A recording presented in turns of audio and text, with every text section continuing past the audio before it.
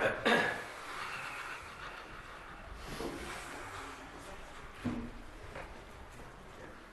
Chris, you ready for this? Chris said he was going to figure out this mic today. Not this mic, but this mic. I wish him the best.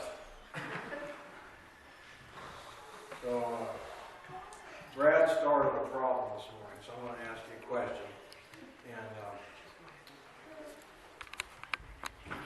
I'll just ask it. There's one. How many of you read the entire Bible last year? Anybody? The entire. Got one? Neither did I. So it makes it feel like better. Neither did I. So it's been a few years.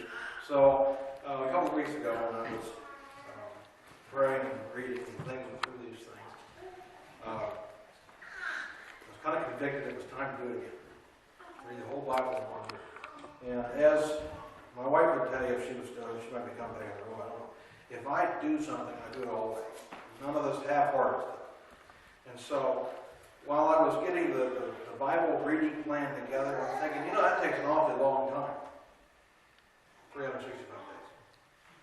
Maybe quarterly, 90 days would be better than that. So I started with that. And when I started with that, I thought, this is kind of strange because if we really want to immerse ourselves in the Word of God and expect Him to change us because of it, why does it take that long? Now, she doesn't know I started this. So I thought, if you really want to immerse yourself in the Word, you do it in a month. And the looks I'm getting from some of you is they're priceless. So I will say that I have started to read the Bible through in a month. Jess commented about it the other day because she noticed that every time she saw me, I had the Bible with me. And the way you do it is you don't do anything else. Now you do eat and sleep and go to work, but you don't do anything else. You don't touch your phone. You don't watch the news. You don't read anything else because there's no time. And when I was reading some other people's adventures with this, and they said the same thing. It consumes you. I thought, they just don't read fast enough. I'm behind. And if I remember correctly off the top of my head, you have to read something like 40 chapters a day. And so it doesn't take long to get behind. And so I'm behind and trying to figure out how exactly I'm going to get done by the end of the month. I haven't figured that one out yet, but we're going to try it. What I would challenge you to do is consider it. I know you think I'm crazy. Most people think I'm crazy. But consider it. Consider reading the Bible through in a way that's different from what most people do and think we should do. So Brad talks about 26 million Bibles sold last year. How many of us have more than one? More than 5? More than 10? 15? Okay, that's our great point, I guess. And so we each have enough Bibles, don't we? Do we read it enough? I know the spiritual answer, the church answer. I've been around church since I was like 9 months before I was born. I know the church answer. The church answer is, oh no, I don't read enough. I just don't have time. And what I found out is we do if we let God and His Word consume us. And biblically, that's what's supposed to happen. Why do I struggle with sin and thoughts and people? Because I don't let the Word of God consume me. Why do we have really, I don't want to say any struggles, but when we let God and His Word consume us, our struggles change. They're no longer life and death battles. They may be that significant in our lives, but we don't react the same way. So the days that I was up at 2 or 3 o'clock in the morning, Jess thought I was nuts. I didn't tell her what was going on. It started because I just slept for a couple of hours, woke up, wasn't ready to go back to sleep. So it's like today's a good enough day to start. And when I took hours in the morning to read, before anything else, before anybody else in the house thought about getting up, including the dog. The dog looked at me like, what is wrong with you? Laid back down to sleep. I didn't know what was wrong with me. But I can say, when you read at that pace, you begin, I don't want to say you make the connections, I didn't. the Spirit of God can make connections that we've not seen before. Because instead of looking at a chapter or 2 chapters, you start reading through 40, you might not forget what you started reading first thing this morning. And so when you spend a couple of hours doing that, first thing in the morning, and I wouldn't call myself a morning person. I sleep whenever. But I found that starting with multiple hours in Scripture, not none of this 10-minute business, multiple hours, it changed the entire day. Now, I know we've talked about, we know all that, we know all the church answers, but how many of us do it? And by your own admission as well as mine, there was one of us in the room that read the entire Bible last year. I'm not sure. If that's 40 chapters a day, I don't know whether I think I may have come short of that, but I read the But you think you read the whole Bible last year? Yes. Okay, well, we're okay with that, because none of the rest of us can argue, because we didn't come close. So you're more spiritual than the rest of us. No, seriously. You don't have to do that to be spiritual. You don't have to do that to walk with God, but I'm encouraging you to consider it, because it changes the way you interact with God. And I'm going to leave it at that. We're going to go to Genesis. You wonder why, don't you? Spent a lot of time in Genesis recently. I'm going to draw your attention to a couple of people. One is Abraham. We all have an opinion about Abraham, I imagine. Somebody asked you about Abraham, what would you say? Isaac and Jacob. Is it? Isaac and Jacob. Isaac and Jacob. Okay, we'll take that. What? Had many sons. Oh, well. Okay, anybody else? What would you think about Abraham? I think of a song, Abraham. Singing on bus trips. What if somebody talked to you about Lot? What would you think about Lot? Disappointed. What? Disappointed. Disappointed. Why?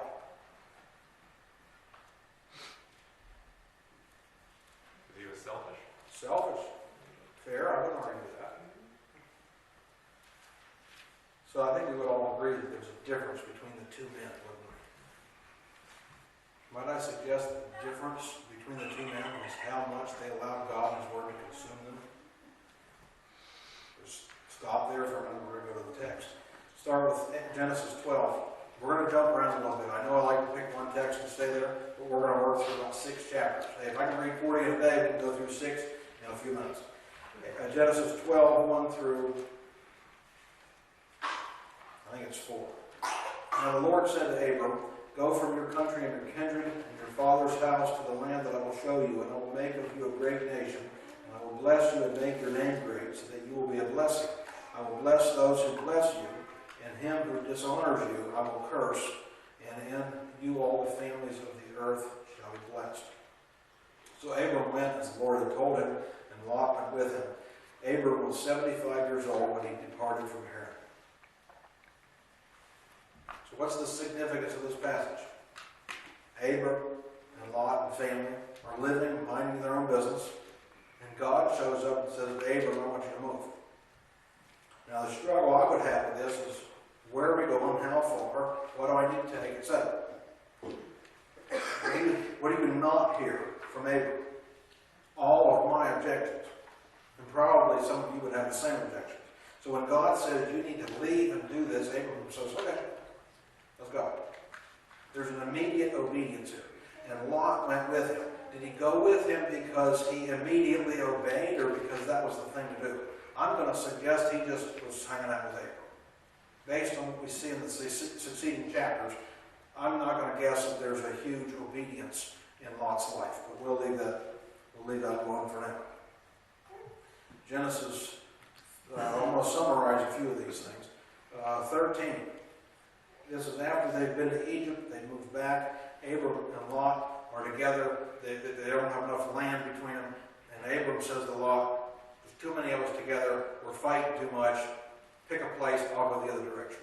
So what does Lot do? He looks around, but down in verse 10, chapter 13, verse 10, lifts up his eyes, looks around, sees the valley that's well watered, the thing that is perfect according to mankind. And he says, "I'll take it." And we'll go back to Eliot's use of the word selfish. There's no discussion about this. No, can we split it a different direction so you can have well-watered land too? I'll take it. Abram says, okay. Why? Because he's trusting God.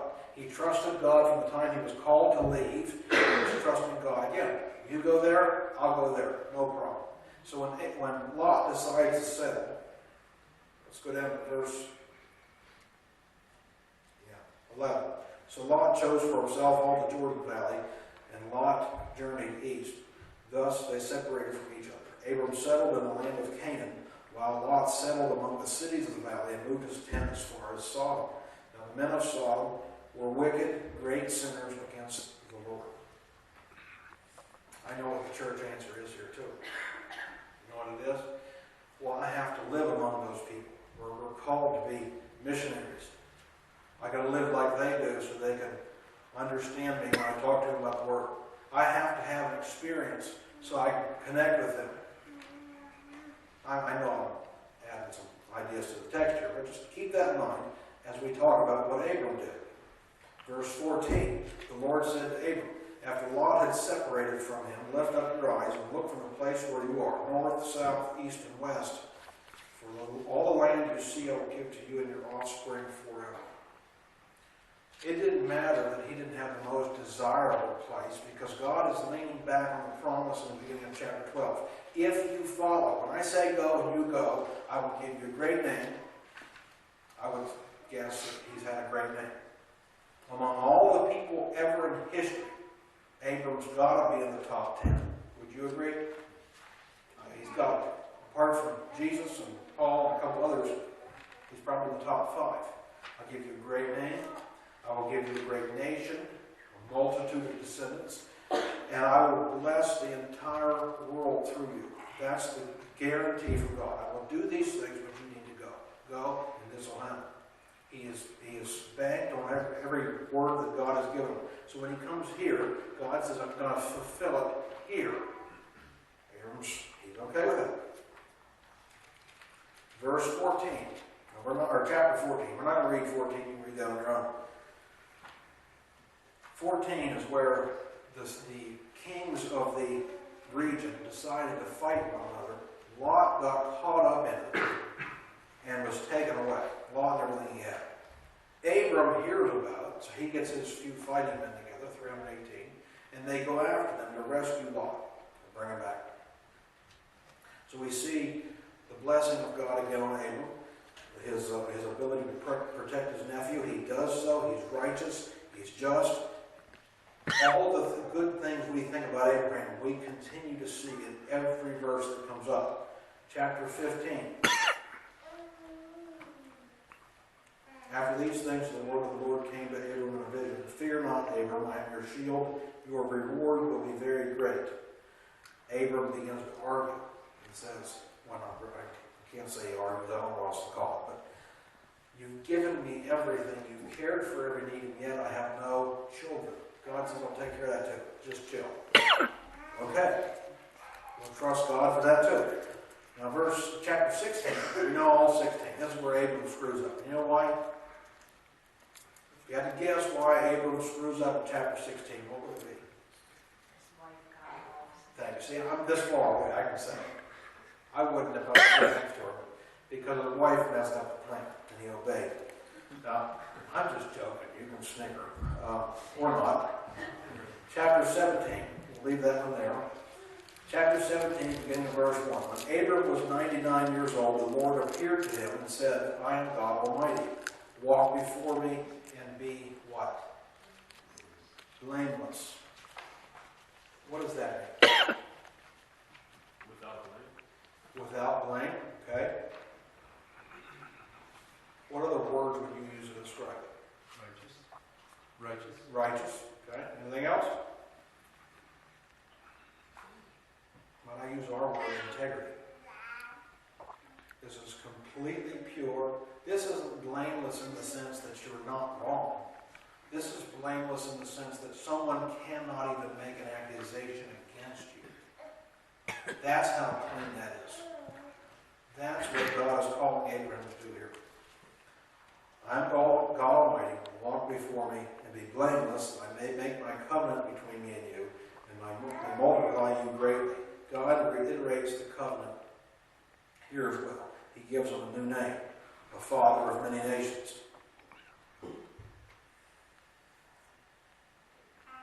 Where I want to spend the most time is chapters 18 and 19. Because here's where we begin to see the difference between Abram and Lot. Abraham, he got a new name. And so, Abraham is living his life. He's blameless. He chose to obey God in that matter. He's living in integrity. God shows up. If you go to chapter 18, again, we're going to summarize part of this. We'll go to verse 2, 18, verse 2. Abraham lifted up his eyes and looked, and behold, 3 men were standing in front of him. When he saw them, he ran from the tent door to meet them and bowed himself to the earth and said, O Lord, if I have found favor in your sight, do not pass by your servant. So then he's hospitable. He takes care of their needs. Verse 8, apparently I need reading glasses too. Verse 9. They said to him, where is Sarah, your wife? And he says, she's in the tent. The Lord said, I will surely return to you about this time next year, and Sarah, your wife, shall have a son. She was listening behind the tent door. Now, Abram and Sarah were old, advanced in years, and the way of women had ceased to be with her. So Sarah laughed to herself, after I'm worn out, and my Lord is old, shall I have pleasure? The Lord said, why did you laugh? And we'll get into that explanation. She denies it. He said, no, you did laugh. And of course, Isaac's name means what? He laughs. God got the last laugh here. The men set out from here. Now, they missed a verse or somewhere.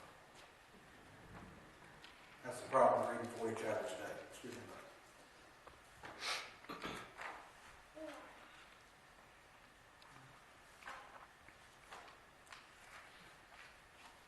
Well, I'm not going to find the word I want, so I'm just going to tell you. Chapter 18 speaks of these men coming before him.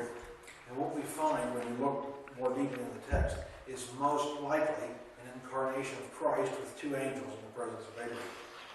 And so keep that in mind as we go into 16. Read from verse 16. The men set out from there and they looked down towards Sodom. Where did Lot move? He moved right next door to Sodom. Now we know from the coming verses that he actually moved into town at this point.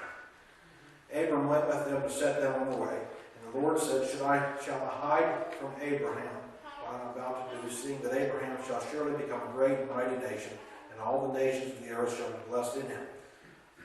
For I have chosen him, that he may command his children and his household after him to keep the way of the Lord by doing righteousness and justice, so that the Lord may bring Abraham what he has promised. And the Lord said, because the outcry against Sodom and Gomorrah is great, and their sin is very grave, I will go down to see whether they have done altogether according to the outcry that has come to me, and if not, I will know. So they discuss among themselves, should we mention it to Abraham? Why? Because Abraham is blameless, he's righteous, he's obedient, he walks with God. If you look at verse 19, how does that verse 19 start in the Bible? I have chosen him. Anybody have a different word than chosen? It's the word that we would use. Chosen is a good word because it describes how God interacted with Abraham. But another word to use there is none. This isn't just choosing someone or choosing to do something. This is God intimately knowing. The choosing of Abraham is an intimate relationship he had with Abraham. Because I'm so closely related, because I know him so well, should I tell him what I'm about to do when I go down the hill? And because Abraham and God himself walked so closely, God revealed the plan. That's what this relationship is. I'm going to go down there and destroy the city because of their wickedness. Now, if you have any doubts about the wickedness, you can go back to chapter 13, which we already read. 13:13. The men of Sodom were wicked, great sinners against the Lord. There's not any argument there. Abraham has a question. We know this question. Will you destroy the city if there's 50 righteous people there? The idea behind this question is it just, is it right for you to destroy the city with the righteous in it?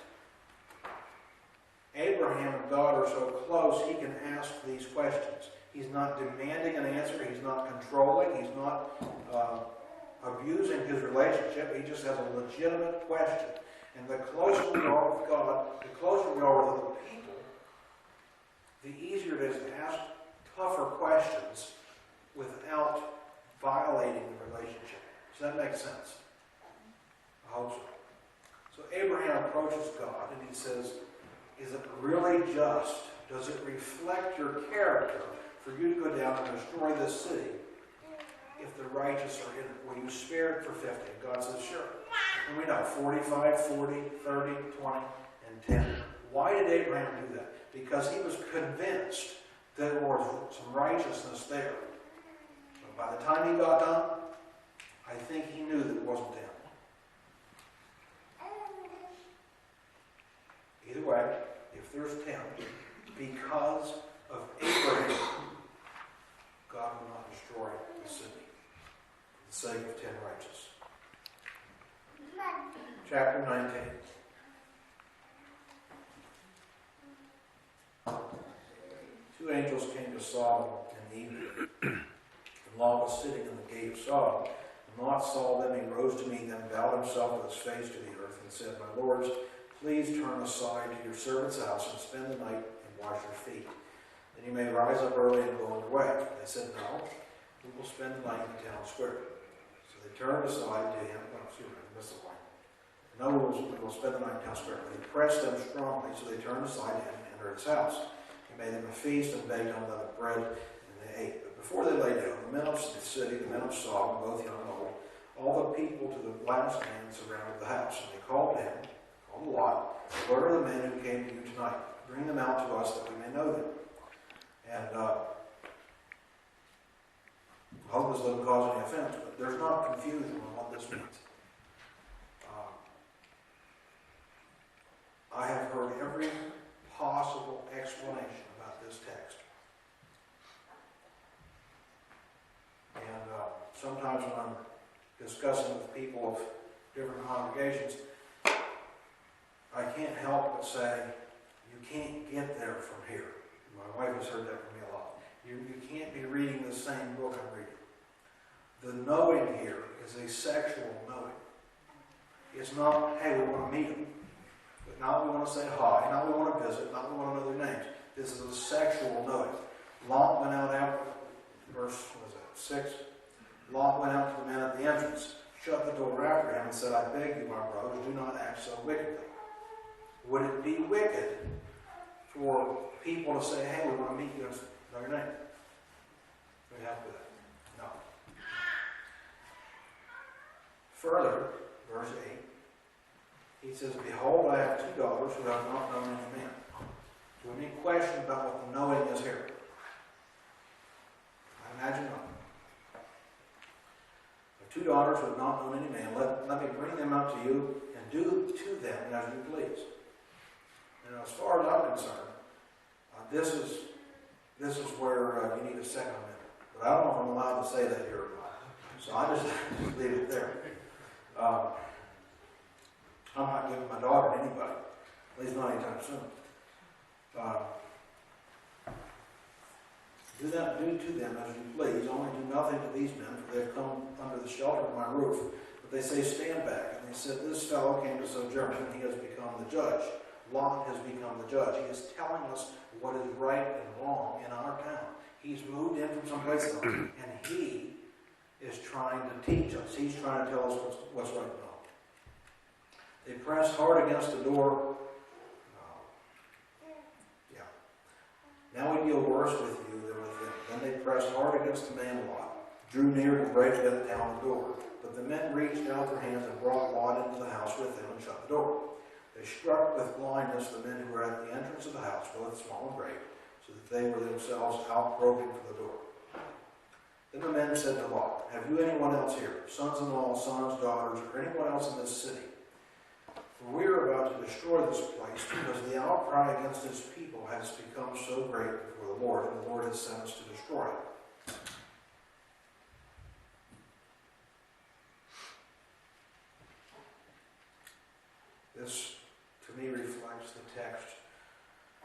God says to Cain, the ground cries out from the blood of your brother. And so you've murdered your brother, and the ground has cried out.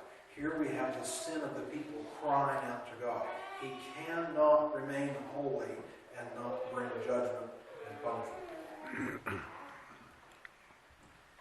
Lot went out and said to his sons-in-law, who would marry his daughters, "Up, get out of this place. The Lord is about to destroy the city." But he seemed to his sons-in-law to be jesting. As morning dawned, the angels urged Lot, saying, "Up, take your wife and your 2 daughters over here, lest you be swept away in the punishment of the city." But he lingered. So they grabbed a hold of him, I paraphrase, drug him out of the city, and said, "Get out of here. We have to destroy it. Tag a height, because otherwise you're going to get killed in the process." That's my paraphrase in the next few verses. What I want to draw your attention to is the difference in character between Abraham and Lot. Have you seen it yet? We knew it going into the text. Did you have any doubt going into the text? No, we didn't. Some of you said as much. When presented with the opportunity, Lot chose to take what mankind would take.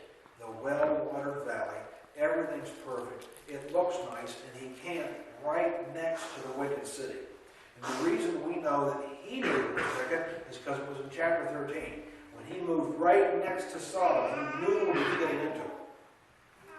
And then at some point in these few chapters, he actually moved into town. It wasn't enough to be outside the city. He had to move into the depth of sin. Abraham, on the other hand, did not do that. When God called him out, he called him to be blameless. Can we say that Lot is blameless? No. And yet, we're not going to go to 2 Peter, but Peter calls Lot righteous Lot. Let's throw a little question in our minds. If here, Lot looks less than righteous, and Peter says he's righteous, what's the difference here? And I think this is just an explanation of the same gospel in the Old Testament. We are saved, we become part of God's family by faith in the righteousness of God. Why was Abraham righteous? Because when God called him, he obeyed. And God counted that, as I believe Romans counted it as righteousness. He made Abraham right like himself because he trusted in faith. Whenever God told Abraham, walk in integrity, be blameless, don't let anybody come up with an accusation against you, Abraham obeyed that. Lot did not. And yet both men, biblically, are considered righteous. That righteousness comes solely through faith in Jesus Christ. I don't think we have any argument on that point. Christ, the sinless Son of God, Christ, the one that made himself known in chapter 15, or what's it, 18, made himself known to Abraham. That same Jesus Christ is the one that came to earth in the New Testament, lived a sinless life, battled against the same types of sin we have, against every one of them. Salvation. And rose again 3 days later to prove that was satisfactory for God's judgment. The same Christ that did that is the one that showed up in chapter 18. The same Christ that did those things is the one that walked with Abraham hand in hand and allowed him to be blameless. That same Christ is the one that Lot did not grab a hold of so that he would not be in a place of sin. So we see two men related, vastly different lives, vastly different descendants. We think of them differently thousands of years later. Why? Because one grabbed a hold of God with everything he had, and he walked with him day in and day out. Was his life perfection? No. But we remember him as someone who was blameless. We think of King David. We think about David. Was he righteous? Sure he was. Would we say he was blameless? Probably. Would we say he walked with God? Yes. And yet, he had some of the most grievous public sins in his life. What's the difference? The difference is the heart from which we approach God. Abraham gave everything to God and held on for dear life. Lot moved next to the wickedness. Excuse me. As close as he could, and then he moved into it. Then he had to get drugged from it.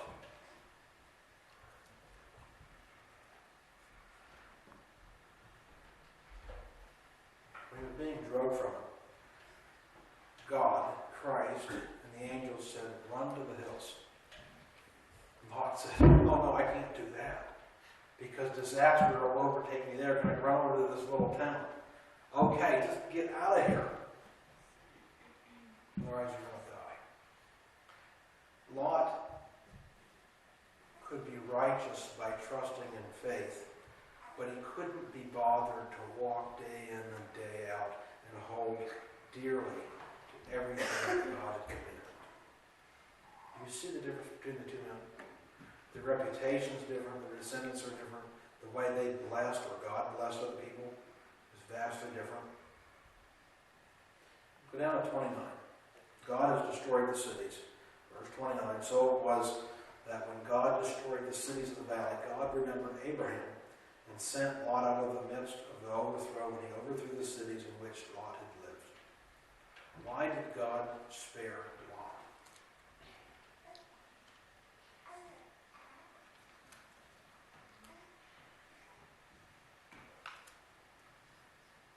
When God destroyed the cities of the valley, God remembered Abraham and sent Lot out of the cities that he overthrew, the cities in which Lot lived.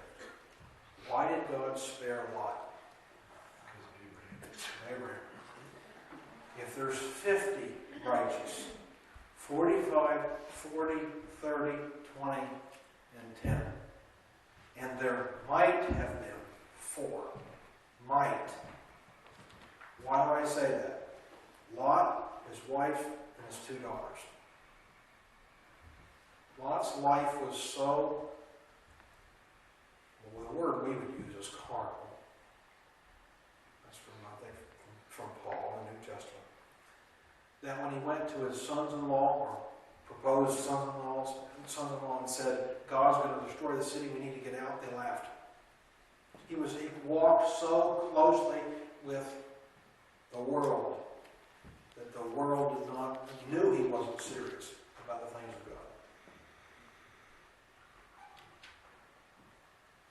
Why do I find this significant?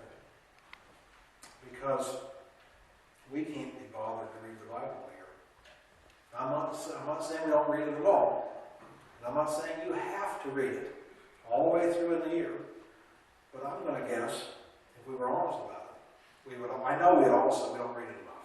Everybody says that. Everybody in the last 2,000 years, I don't read the Bible enough. I don't pray enough. All the good things I'm supposed to do, I don't do enough.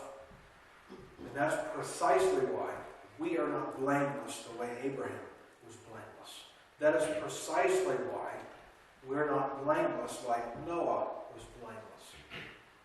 Which one of us would go build a boat when God says it's going to rain? Yeah, right. Now in 2011, late 11 or early 12, we would have all done it. We wouldn't now. We're too far removed from it. When God told Abraham what to do, he said, yes, sir, and he did it. Lot, on the other hand, lived so entwined with the world. And I know we've got to be around him. We've got to show him. We've got to have all these good church answers. I'm going to suggest to you the reason the church, the reason we are weak in our families and in our community is because we are not consumed enough by God and his word. That's the difference between Abraham and Lot. You can get into 47-point sermons here and everything else, but ultimately the difference between these two men is one clung to God and one did not. Both are biblically considered righteous. And if Peter hadn't called Lot righteous, none of us would.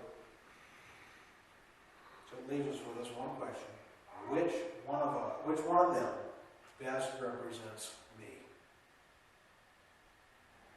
Which one best represents you? Are you the person, are you the child of God that clings dearly? Are you to God, or are you the one that clings dearly to the world? I'm going to suggest one thing again, and that that is you consider committing to reading through the Bible again in a year. And if that's not enough for you, try it in a quarter, try it in a month, but at least try it. So that we can walk and be blameless, so we can walk in integrity. That when people look at us, they don't laugh because we're quoting Scripture. They know it's God speaking through us. And there's a huge difference between the two.